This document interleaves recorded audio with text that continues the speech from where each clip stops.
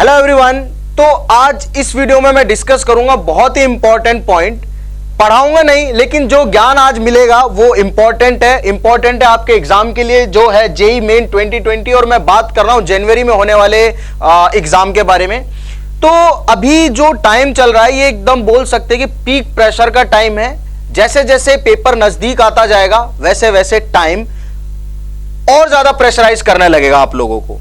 अभी के लिए जो इंपॉर्टेंट पॉइंट्स हैं मैं जो डिस्कस करने वाला हूं इस वीडियो में, बहुत छोटा सा वीडियो है, तो जो चीजें मैं डिस्कस करूंगा वो है इफेक्टिव स्टडी प्लान क्या होना चाहिए, ये 45 दिन का प्रेशर कैसे आपको टैकल करना है, और बोर्ड और जेई के बीच में अगर आप कंफ्यूज हो रहे हैं तो कुछ अच्छी बातें जो आपको हेल्प कर सकती हैं दोनों को साथ में पैरेलली प्रिपेयर करने के। ठीक है, तो पहली बात यह है कि हमारे पास अभी जो इफेक्टिव नंबर ऑफ डेज है वो 45 है, ऑलमोस्ट 49 डेज बाकी है। लेकिन मैं समझ रहा हूं किसी दिन आपने कम पढ़ लिया, किसी दिन ज्यादा पढ़ लिया, तो कम वाले डेज हटा दूं तो इफेक्टिवली आपके पास 45 डेज है। मेरा फोकस सिर्फ और सिर्फ इफेक्टिवनेस पे है।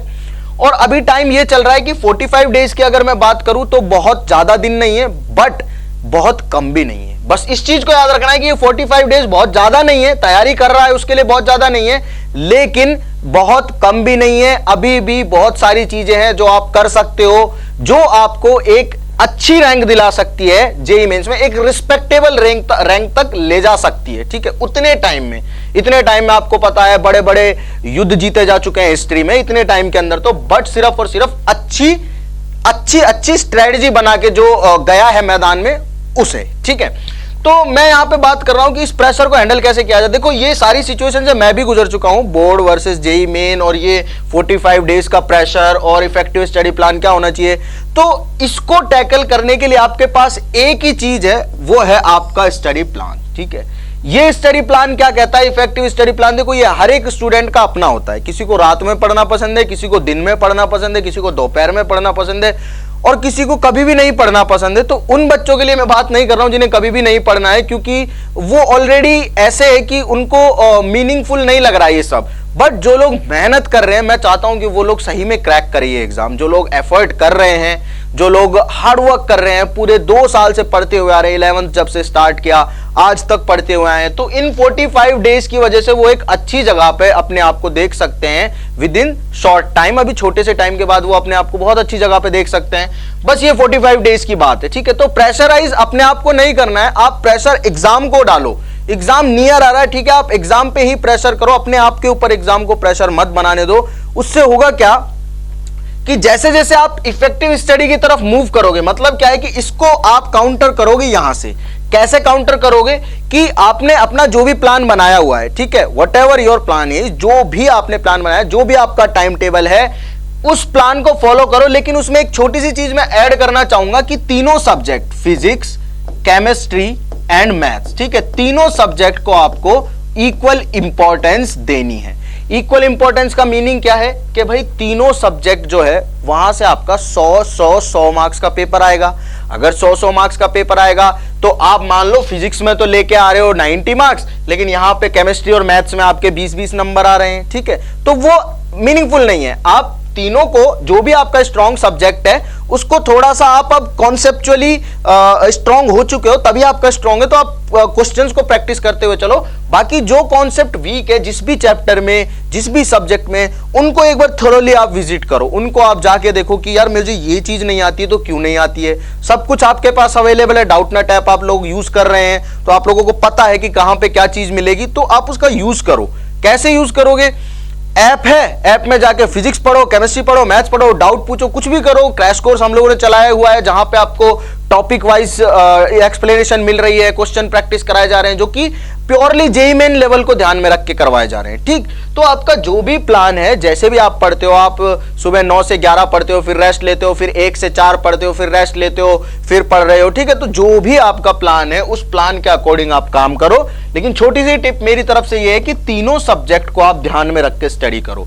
जो सब्जेक्ट स्ट्रांग है उसके क्वेश्चंस को प्रैक्टिस करते चलो ताकि वो और अच्छा हो जाए, लेकिन जो वीक है उस पर ज्यादा फोकस करो। तो ज्यादा फोकस किस पे करना? जो सब्जेक्ट वीक है। देखो ये प्रेशर है ना, ये फील कहां से हो रहा है आपको? ये सिर्फ और सिर्फ इसलिए फील हो रहा है क्योंकि आपको डर लग रहा है। डर किस चीज से लग रहा है? इस एग्जाम से। किस एग्जाम से? इस एग्जाम से। तो ये एग्जाम आपको खा नहीं जाएगा, ठीक है, और ये लास्ट एग्जाम भी नहीं है आपकी लाइफ का। लेकिन इस एग्जाम से आप इधर या उधर हो सकते हो थोड़ा बहुत, या तो आप अच्छे कॉलेज में चले जाओगे या नहीं जाओगे, ठीक, लेकिन अच्छे में जाओ। उसके लिए क्या करना है, उसके लिए करना है कि इस प्रेशर से अपने आप को डिमोटिवेट नहीं होने देना है। क्यों नहीं होने देना है डिमोटिवेट? क्योंकि अगर आप डिमोटिवेट हो जाओगे तो यहां पे आप अच्छे से परफॉर्म नहीं कर पाओगे, और यहां पे आप परफॉर्म नहीं कर पाओगे तो डायरेक्ट यहां पे उसका रिजल्ट दिखेगा, ठीक। तो प्रेशर जो ये बिल्ड हो चुका है अभी इस छोटे से टाइम के लिए, 45 दिन प्रेशर को फील करने के लिए बहुत ज्यादा नहीं है, बट पढ़ने के लिए बहुत ज्यादा है। बहुत पढ़ सकते हो आप 45 डेज में, बहुत सारी चीजें पढ़ सकते हो।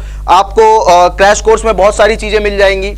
क्वेश्चंस जो सॉल्व नहीं होते उनको, डाउट्स को सर्च करके आप डाउट्स क्लियर कर सकते हैं। जो कॉन्सेप्ट आपको समझ में नहीं आता है, कॉन्सेप्ट वीडियोस देख के आप समझ सकते हैं। जैसे भी आप पढ़ाई करना चाहते हो, बुक पढ़ना चाहते हैं, ऐप से पढ़ना चाहते हैं, यूट्यूब से पढ़ना चाहते हैं, जहां से पढ़ना चाहते हैं आप पढ़े। लेकिन एक चीज को ध्यान में रखना है कि इस टर्म को ज्यादा रिलेटेबल नहीं होने देना है लाइफ में, इसको थोड़ा दूर ही रखना अपने आप से, ठीक है। और इसको दूर रखने के लिए आप जो अपना स्टडी प्लान है उसको ईमानदारी से फॉलो करें। उसके अलावा ये छोटी सी टिप मैंने आप लोगों को बता दी, फिजिक्स, केमिस्ट्री, मैथ तीनों को इक्वल वेटेज देना है, क्योंकि तीनों 100, 100 और 100 मार्क्स आपको देने वाले हैं, ठीक है। अब जितने ज्यादा आप ऑब्टेन करो वो आपकी जो भी मेहनत है पीछे से आप करते आए हो। मैं ये नहीं कहूंगा सारे बच्चे 100 मार्क्स लेके आओ, बट जो भी आपने मेहनत की है उसका रिजल्ट आपको यहां पे दिख जाएगा, ठीक। अब बात कर लेते हैं बोर्ड और जेईई मेन की। अब देखो यार, कुछ बच्चे इस कंफ्यूजन में है कि मुझे बोर्ड में जाना है, बोर्ड में अच्छे परसेंटेज लेके आने। कुछ बच्चे इस कंफ्यूजन में है कि मुझे जेईई मेंस इंजीनियरिंग एंट्रेंस लेना है, मुझे अच्छे इंजीनियरिंग कॉलेज में जाना है। तो देखो सबकी अपनी अपनी प्रीफरेंस होती है। जिसको बोर्ड में जाना है उसके लिए तो मैं ये बोलूंगा ही नहीं कि भाई तुम जेईई मेन पढ़ो। जिसने फॉर्म ही नहीं भरा जेईई मेन का, उसको मैं थोड़े ना बोलूंगा कि तुम जेईई मेन की तैयारी करो। उसके लिए तो मीनिंगफुल नहीं है जेईई मेन की बात करना। तो बच्चों, मेन चीज है कि जिसने दोनों चीजों के लिए ऑप्ट किया हुआ है, जिसको बोर्ड भी क्लियर करना है अच्छे परसेंटेज के साथ में, और जिसको जेईई मेन भी क्रैक करना है इसी बार में, उनके लिए इंपॉर्टेंट है। इंपॉर्टेंट क्या है कि आप सपोज जेईई मेन की तैयारी कर रहे हो, ठीक, आपका पेपर 6 जनवरी से 11 जनवरी के बीच में हो जाएगा। मैं जनवरी शिफ्ट की बात कर रहा हूं, राइट। अगर उस टाइम में आपका पेपर हो जाता है तो आपका जो एग्जाम है बोर्ड का वो होगा मार्च में। बोर्ड का होगा आपका मार्च में। अगर बोर्ड मार्च में रहा तो उसके लिए आपको इफेक्टिवली 40 दिन मिल जाएंगे। और 40 दिन में, अभी देखो 45 दिन में हम जेईई मेंस क्रैक कर रहे हैं, तो 40 दिन में बोर्ड नहीं होगा क्या? खुद सोच के देखो, बिल्कुल इजी सी बात है। अगर आप जेईई मेन के लिए तैयारी कर चुके हो तो इसका मतलब कॉन्सेप्चुअली आप वीक नहीं हो। आप यहां अगर अच्छे से तैयारी कर चुके हो तो यहां से आप वीक नहीं हो। आपको चीजें आती हैं, आपने समझी हुई हैं, आपके दिमाग में सारी चीजें हैं। 45 दिन में आपको बस उनको लिखने की प्रैक्टिस करनी है कि कैसे लिखना है, ठीक है। तो मैं अभी के लिए यही बोलूंगा कि जब तक ये एग्जाम नहीं हो जाता है तब तक इस चीज पे फोकस करने की जरूरत नहीं है। यहां पूरा फोकस होना चाहिए, क्योंकि मैथ्स अगर जेईई मेन लेवल का कर लिया तो यहां तो कुछ करना ही नहीं है, वहां पे तो इतना ज्यादा लिखना भी नहीं होता। फिजिक्स और केमिस्ट्री अगर इस लेवल का कर लिया तो अंडरस्टैंडिंग आप में बिल्ड हो चुकी है बहुत तगड़ी। उसके बाद उसको यहां पे लिख के आना, वो भी सिर्फ 12वीं का। यहां तो 11वीं 12वीं दोनों आने वाले हैं, तो this is more difficult than this, ठीक है। तो इसके लिए 45 दिन है, तो इसके लिए 40 दिन मोर देन इनफ है। उसके लिए घबराने की जरूरत नहीं है।